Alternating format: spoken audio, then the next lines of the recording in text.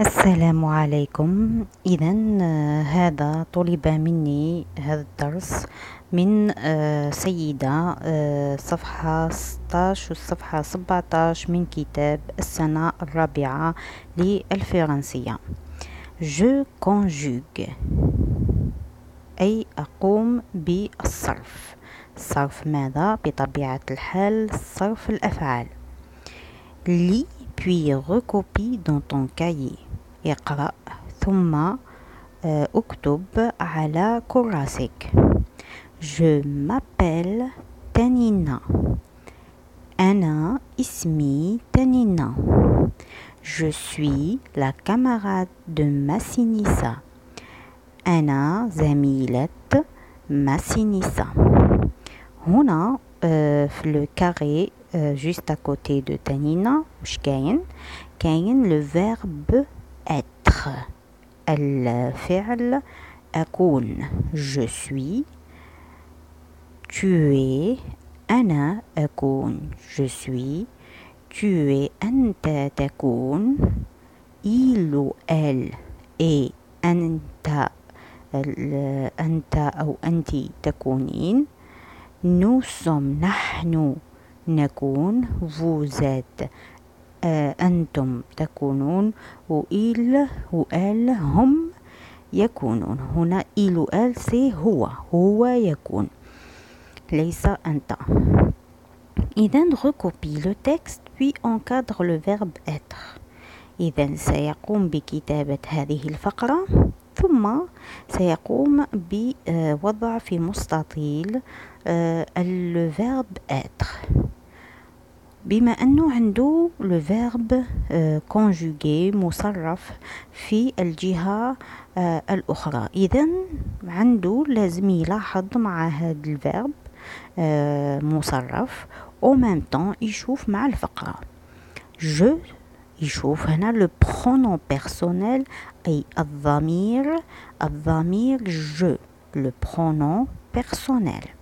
je نروح نحوس عليه في le verbe هنا نلقاه je suis. إذن je suis le cousin de Lina. إذن suis عبارة عن le verbe être conjugué au présent. Majid est mon camarade de classe. من هو مجيد؟ مجيد هو زميلي في القسم. إذن مجيد نشوف نقدر واش نغمبلاسيه مجيد. Il est mon camarade de classe.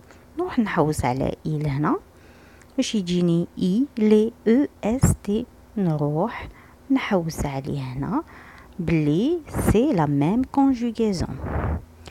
Nous sommes en 4e année. Nous sommes dans l'équipe de football. Nous sommes نحن في السنة الرابعة ونحن نحن نكون أيضا في ليكيب دو فوتبول أي في فرقة كرة القدم. هنا أيضا نشوف نو سوم هل هو من الفعل المصرف بالنسبة للفعل être. نروح نشوف نو كيفاش comment on l'a conjugué نلقاو باللي nous sommes c'est la même conjugaison ويقوم بوضع nous sommes في مستطيل. الآن remets les mots dans l'ordre pour obtenir des phrases. إذن سأقوم بترتيب الكلمات من أجل أن أتحصل على جملة مفيدة. et هنا هذا هو عبارة عن فعل لأنه لازم الطفل يحفظ هذا الصرف لازم يحفظ la conjugaison du verbe être. ثم de le tu Lina voisin. هنا واش يشوف نشوفو بلي كاينه لينا وكاينه فوازان. تسمى رانا نسقسيو على شكون؟ نسقسيو على لو فوازان دو لينا. نشوفو واش من برونون كاين لو برونون tu. alors هنا كاين le يجي مع le voisin. alors au tu يجي مع le verbe tu es le voisin de Lina. tu es le voisin de Lina. بصح هنا واش نشوفو في آخر الكلمة؟ نشوفو un point d'interrogation. إذن هي عبارة عن فعل. وماذا يتغير عندما يكون c'est une phrase interrogative أي استفهامية؟ عندما نقوم بطرح سؤال الفعل يسبق الضمير. إذن واش يصرى هنا؟ Es-tu le cousin, le voisin de Lina؟ إذن الفعل يسبق الضمير في حالة سؤال. وفي حالة جواب أو جملة عادية الضمير دائما يسبق الفعل إلا في حالة سؤال. إذن يصبح Es-tu le voisin de Lina؟ وماذا يجيب؟ يقول له oui. En بعد la troisième phrase. Être dans l'équipe de football et vous. هنا أيضا نلاحظ علامة استفهام. إذن ماذا؟ الفعل سيسبق الضمير. alors le verbe doit être le premier et le pronom personnel c'est le deuxième. إذن on va dire êtes-vous dans l'équipe de football لأنه سؤال. والإجابة تكون لا non. الآن الجملة الأخيرة. deux elle amie et une quartier. alors هنا نشوفوا هل هناك علامة استفهام؟ لا توجد. إذن هي جملة عادية. إذن ماذا؟ الضمير سيسبق الفعل. elle est une amie du quartier. هنا نشوفوا بلي الضمير يسبق الفعل لأنه ليس سؤال. الآن سنكمل مع لزيماج الصور. السؤال هنا الأطفال يسألون سؤال. ما هو هذا السؤال؟ سيكي؟ من هو؟ بونجور. هنا عندما نقوم بالتعريف بنفسنا الشك فوا كل مرة نعرف بنفسنا أو نعرف بأحد ماذا نستعمل؟ نستعمل le verbe être. إذن je ونروح نشوف la conjugaison ديالي كيفاش نصرفوه. je suis une voisine. أنا أكون الجارة. Bonjour monsieur سليماني. voici محمد أمين. هنا يحيون السيد سليماني. صباح الخير سيد سليماني. هذا محمد أمين. ويرد السيد سليماني ماذا يقول للأطفال؟ Bonjour. Tu es le camarade de Majid. هنا malgré normalement c'est faux كيفاش داو la question parce que dans une question c'est toujours le verbe qui vient avant le pronom. لكن apparemment هنا دارو le pronom avant le verbe et c'est faux. normalement c'est faux mais comme داروها في الكتاب إذا نتبع ما في الكتاب. Tu es le camarade de Majid. هنا يقول له أنت هو الزميل مجيد. Tu es هنا ماذا يقوم؟ يريد التعرف إلى صديق أو زميل مجيد. إذا ماذا يرد مجيد؟ لا محمد أمين يقول له وي. نكمل. هنا الأطفال يتعرفون ببعض. سي يانيس. هنا أيضا ماذا أقوم؟ بتقديم زميلي.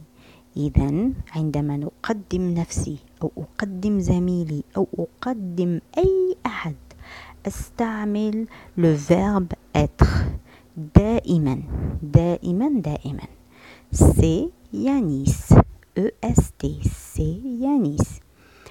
هنا صديقه ماذا يقول؟ Vous êtes en 4e année. هو هنا أيضا يسأل سؤال: هل أنتم في السنة الرابعة؟ ويجيبون نعم. هنا الآن تانينا ولينا. voici تانينا إلينا. نلاحظ أن هناك طفلتين تانينا إلينا.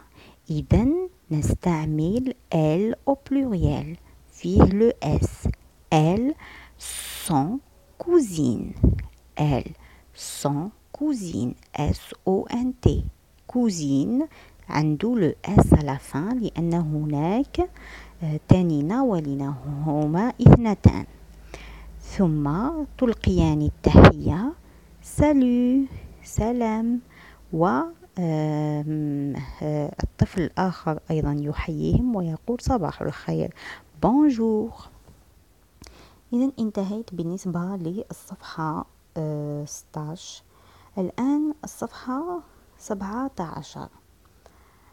Je lis et je comprends. أقرأ وأفهم.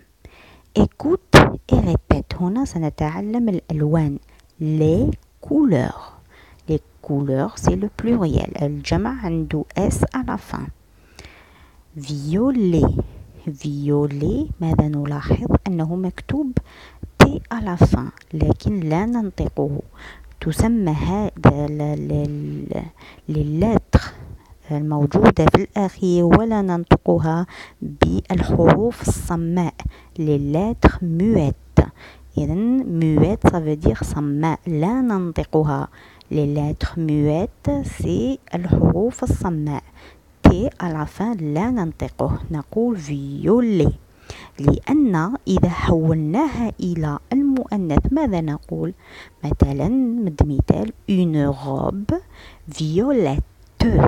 إذا هنا سنضيف T ونضيف E.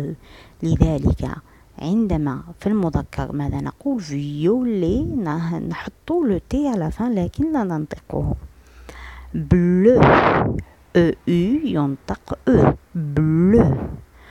rose violet إذن هو البنفسجي. bleu هو الأزرق. rose هو الوردي. le gris هو الرمادي. vert أيضا في vert ماذا نلاحظ؟ le T لا ننطقه. لماذا؟ c'est une lettre muette. إذن هو حرف أصم. لأننا في المؤنث ماذا نقول؟ مثلا une souris verte. une souris verte. في المؤنث نزيد له E باش تولينا verte. إذن في المذكر نكتبوها avec un T à la fin qu'on prononce pas لا ننطقه. إذن vert هو أخضر. orange à un ça se dit on. alors orange هو البرتقالي. jaune A U تنطق O. jaune. rouge rouge rouge لماذا؟ لأن le O U ينطق O. rouge أحمر. jaune أصفر.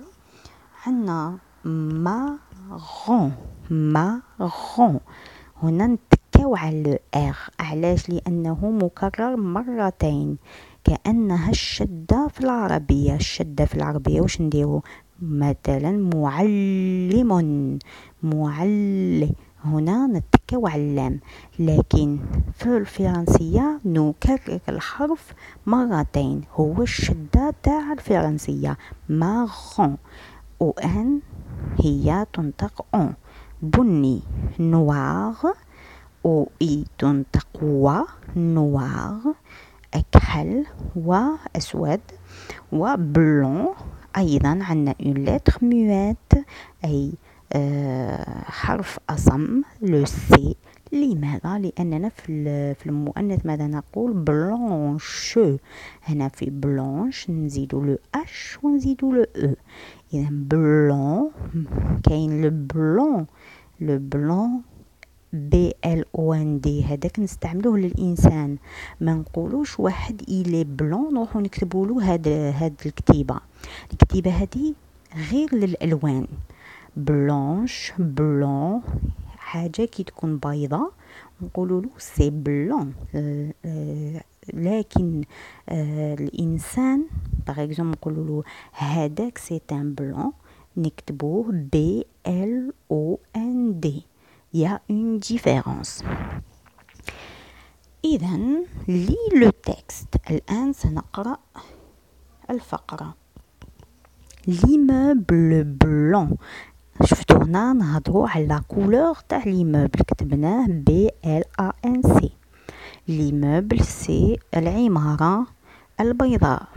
نوتر immeuble عمارتنا est plein et peint en blanc. هنا نشوفو بلي كاينة أيضا une lettre muette، أي حرف أصم في peint هي لو تي. هنا رانا نعرفو أو نصف. في الوصف أيضا نستعمل لو فيرب être. عندما نصف إنسان، عندما نصف حيوان، نصف شيء، أي شيء نصفه نستعمل لو فيرب être. Notre immeuble est peint de blanc. هنا نصف العمارة. Elle est peinte de blanc. alors هي العمارة مصبوغة بالأبيض. Mais le dessous des balcons est bleu. لكن تحت les balcons الشرف زرقاء. Bleu plus foncé que le ciel. إذن لون هذاك الأزرق plus foncé أي لونه غامق على لون السماء. C'est très beau et très propre. ما على باليش واش مكتوب هنا، ما باينش، mais je pense très beau très propre. إذن إنه جميل ونظيف. Avec ta ou ton camarade relit le texte puis répond. إذن مع زميلك قم بقراءة هذه الفقرة وقم بالإجابة. De quelle couleur est l'immeuble؟ ما هو لون هذه العمارة؟ إذن يجب أن نكتب جملة كاملة. La couleur de l'immeuble est blanche. La couleur. Parce que ici كما يقولوا لا مؤنث. إذا عندما نقول المؤنث نقول blanche. La couleur est comment? Blanche. إذا la couleur de l'immeuble est blanche. Et les balcons les balcons sont bleus, plus foncés que le ciel. Comment est l'immeuble? L'immeuble est très beau et très propre. Voilà pour le petit texte. Lis les dialogues. J'habite dans un immeuble et toi Yassine. أنا أسكن في العمارة وأنت ياسين. Moi j'habite dans une maison وأنا أسكن في بيت. Le nom commun. La maison, une maison. Le balcon, un balcon. Entoure les noms communs dans ton cahier. هنا Lina, un immeuble, Yassine, la rue, un balcon, Meissa, une fenêtre et le ciel. إذن ماذا نلاحظ؟ عندنا un immeuble, la rue, un balcon et une fenêtre et le ciel. Recopie le nom propre sur ton ardoise. C'est qui? C'est Yassine. من هو؟ هو ياسين. عندنا لو نون بروبر هنا هو ياسين، ميليسا وبسكرة. إذن هو اسم عالم أم اسم الشخص أم إذا عندنا maison, la maison, Majid, Algérie, Tom, le chat, Jerry, la souris, Tiaret, une ville et Sétif. Alors, on a Majid, on a Algérie, on a Tom, on a Jerry, on a Tiaret et on a Sétif. Voilà, normalement, wesh mazel. Écris dans ton cahier la phrase déclarative. Une phrase déclarative est khabariya. Ma camarade habite dans un immeuble blanc. هذه عبارة عن جملة خبرية. أخبر بأن زميلتي تسكن في عمارة بيضاء. هكذا سيدتي، راني لبيت الطلب ديالك وأرجو أن يساعد البقية في هذا الشرح. هكذا إذن، نخليكم إلى الفيديو المقبل بإذن الله. سلام.